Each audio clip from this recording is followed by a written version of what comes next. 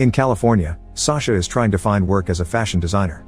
After graduating from college a year ago and having been to dozens of interviews, she still hasn't gotten any luck because of her lack of experience. Sasha never really needed to work since she's living off the trust fund set by her dad, of which she's already spent half on various luxuries. Her divorced mother May supports this lifestyle, but wishes Sasha would pick up her father's calls. Sasha refuses though, because her father always forgets her birthday and other important occasions. He only calls when he wants to convince her to move back to China to work in his toy factory. One night, after partying with her friends at the club, Sasha discovers she can't cover the bill because her card has been declined.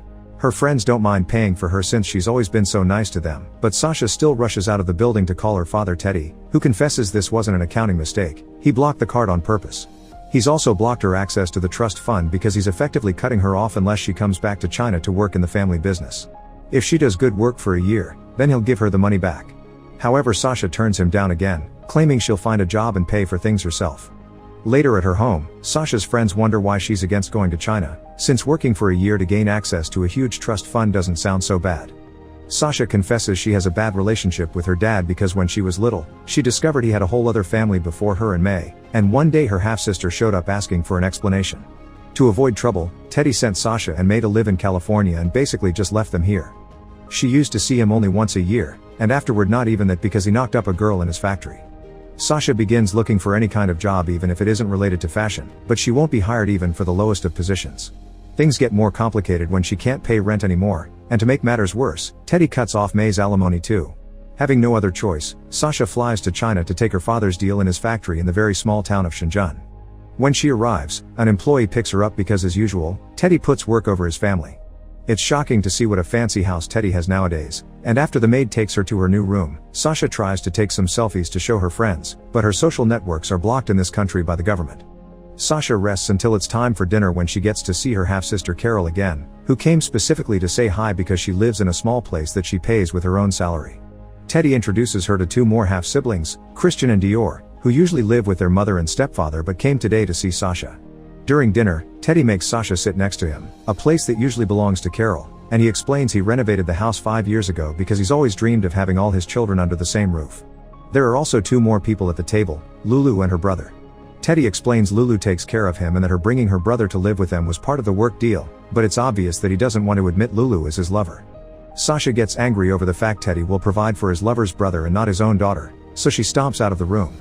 Carol goes to talk to her, explaining that in the early days, she used to have many fights with Teddy too, especially because he told her she couldn't be his daughter if she didn't work for him. He's mellowed out since then, though Sasha can't see how. Carol also confirms Lulu is Teddy's lover, but she isn't wife number 4. Teddy has learned his lesson, and it's easier to keep them around as helper girlfriends than to pay alimony to ex-wives. The next morning during breakfast, Sasha has to watch how Teddy yells at the maid just because she ran out of eggs, and then Lulu puts the shoes on his feet as if he was an invalid. On the ride to the factory, Teddy only talks about business, and as soon as they arrive, he's already yelling at employees over small mistakes. Carol has prepared a nice desk for Sasha next to hers at the office, but Teddy doesn't want her to start there. First, Sasha will experience the assembly line. After a long day of putting plush animals together, Teddy pays her the equivalent of $15, which is what the other assembly employees earn. Since she's living with Teddy and eating his food, Sasha gives the money to another employee that needs it more.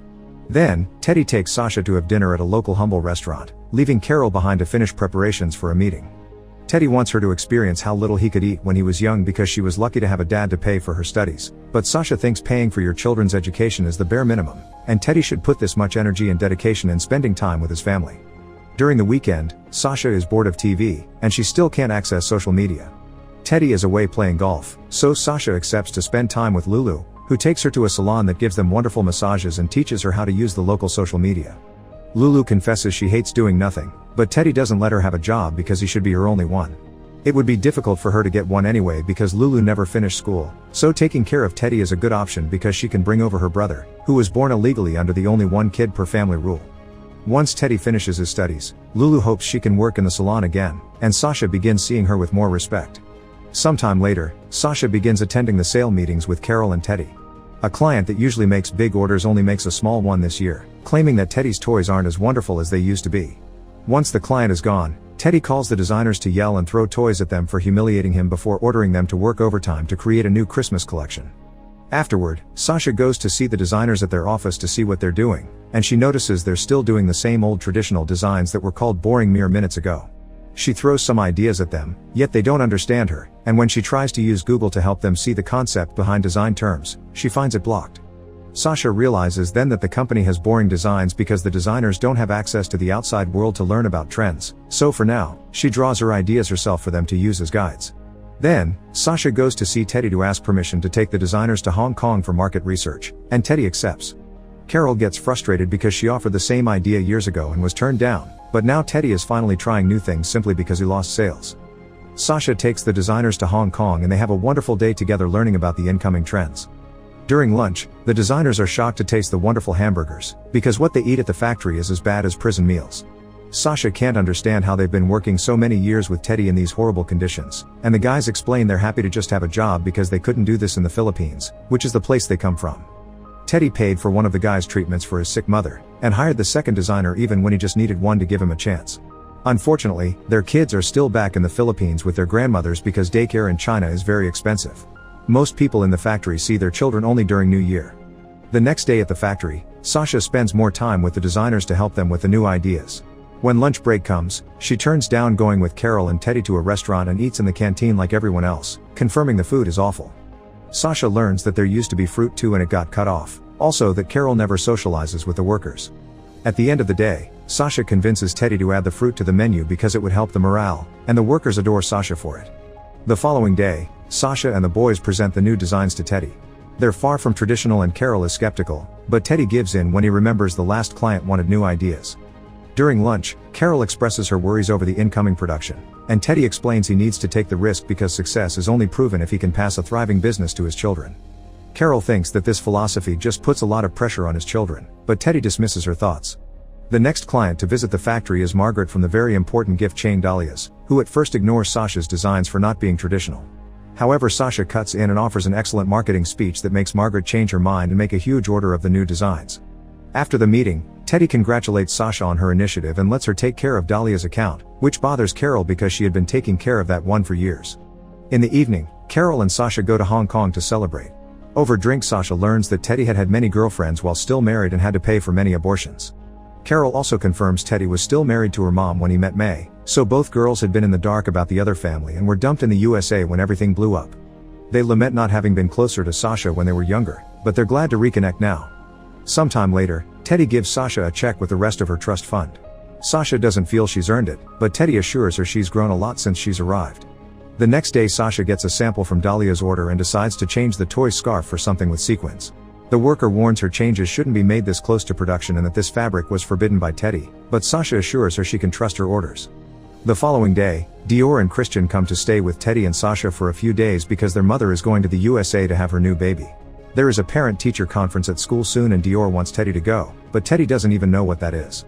He wants to send Sasha in his place, but then Dior begins crying because his dad never goes to any school activities, so Teddy gives up and accepts to go. Sometime later, they find out that Sasha's collection failed testing because the sequins are a potential choking hazard. Teddy is furious, and Carol yells at an employee for not letting her know about Sasha's changes since they knew about the fabric. However, Sasha defends the workers, since it was her mistake, not theirs, angering Carol too by comparing her attitude to Teddy's. To solve the issue and avoid extra work, they end up sending a toy with the original scarf for the test, which is only a formality and the actual toys they sell have the new scarf anyway. A few days later, Dior shows up at the factory and makes a scene during a sales meeting, furious because Teddy sent Carol instead of going to the conference himself. Instead of talking to her, Teddy sends Carol and Sasha to take care of her while he stays with a client. The girls take Dior to another office and try to teach her that just because Teddy yells around the factory she shouldn't be doing the same. Dior doesn't care because she hates Teddy for having paid the judge to win custody, yet he sent the kids back to their mom after a month of living with them. Sasha and Carol share their own awful experiences and teach Dior not to let the divorce define who she is. Suddenly, Teddy shows up in the office while arguing with Dior's mom on the phone, telling her she raised a monster. Sasha and Carol come in Dior's defense, pointing out she feels neglected and that Teddy already ruined 2 families so he shouldn't repeat the same mistakes. Then, the girls leave to let Teddy make up with Dior. Sometime later, the factory receives bad news from Dahlia's. A kid choked on the sequins and the entire stock had to be recalled, including the toys with no scarves. Now the factory is on Dahlia's blacklist and won't ever do business with them again. Furious, Teddy begins yelling at Sasha for ruining his business, ignoring Carol's attempts at defending a poor newbie's mistake. Teddy thinks Sasha did it on purpose to close the factory because she never wanted to work here and she thinks he treats the workers badly.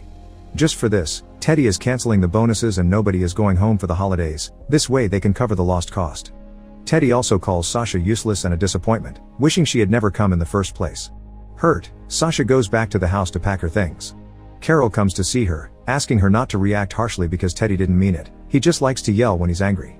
Sasha can't understand how Carol can defend him, so Carol explains this was supposed to be her last year and she only stayed more time because Teddy wanted her to train Sasha. If Sasha leaves, Carol won't be able to go. Sasha calls Carol out for not seeing how Teddy has been manipulating her. She's a grown woman and nothing is stopping her from leaving whenever she wants. Offended by the truth, Carol says she's been doing what's necessary for the sake of the family and accidentally confesses she had been the one to give Teddy the idea of cutting Sasha off to make her come because she wanted Sasha to suffer what she's been suffering the last 10 years. Teddy had threatened to disown Carol if she didn't take over the factory as the eldest daughter, and Carol is convinced he always liked Sasha more. However, Sasha tells her to get over it, because Teddy had treated them both badly, and now she's even more hurt because her favorite part of this job was reconnecting with Carol, yet it turned out to be just a petty revenge plot. After saying goodbye to Dior and Christian, Sasha returns to the USA in tears. For now she'll be staying with her mother, and for a few days, she does nothing. Depression hits her hard, especially because she feels guilty about the workers having lost their vacation. She had started to like it in China, and she doesn't know where to take her life next. When she's finally strong enough to leave the house, she finds the toys she designed in a store and buys a couple before they're thrown away because of the choking hazard. Teddy tries to call her but Sasha won't pick up. She also doesn't reply to her friends' messages because she isn't in the mood to go out. Meanwhile in China, Teddy won't talk about anything other than how to find a way to replace dahlias as clients. Carol finally snaps and tells him she wants to have a normal conversation with her father. When Teddy tries to reflect saying his job is just his responsibility towards the family, Carol calls him out, pointing out that being a responsible dad would include not cheating or abandoning his family in the first place. Carol points out all the ways Teddy hurt her, including the fact he treats her like an employee and not a daughter, and finally quits. A few days later, Sasha's friends get tired of not getting an answer from her and show up at her home. Sasha confesses she had been embarrassed to show her face, but her friends tell her she should be proud of her work because it's great. If the only issue is the scarf, then they could simply cut it off. The girls then get an idea. They know of a very important toy influencer on YouTube that could review the toy, and with all the followers asking for these designs, they could make dahlias change their mind. A week later, Margaret calls Sasha to her office to have a meeting. The YouTube plan had been a success, and now all the stores are asking for huge restocks. To avoid PR drama, Margaret accepts to sell the toys again, but the factory will have to cover the hours of cutting off the scarves. Sasha accepts the deal and before she leaves, Margaret offers her a job in the company because she thinks Sasha is very talented and now has the experience. While Teddy begins feeling lonely in China, Sasha begins working for dahlias. One afternoon, she gets a visit from Carol, who apologizes for everything that happened and explains she's finally in charge of her own life. Sasha apologizes too and the sisters become friends again. Sometime later, Sasha travels back to China on a pre-sourcing trip for dahlias and uses the chance to visit the factory. Sasha and Teddy apologize to each other, and after Teddy congratulates her on her new job, he confesses he found a way to pay the bonuses anyway. Morale is still low, so Sasha donates the money from her trust fund to provide on-site childcare in the factory. Teddy doesn't want to accept because this is working time, not personal time, but Sasha changes his mind when she points out Teddy already sacrificed his own family and the workers shouldn't go through the same. After announcing the big news, Teddy and Sasha go out for lunch. Teddy tells her she's proud of her because the reason he made her come had been to gain experience, not for his own business, and that's more valuable than a trust fund. He would love it if his daughters took over the factory, but if they don't want to, he'll learn to live with it. As a compromise, Sasha offers to work as a freelancer, occasionally sending her father new designs, and Teddy accepts. Make sure to subscribe and turn on notifications so you can watch more videos like this. Thanks for watching.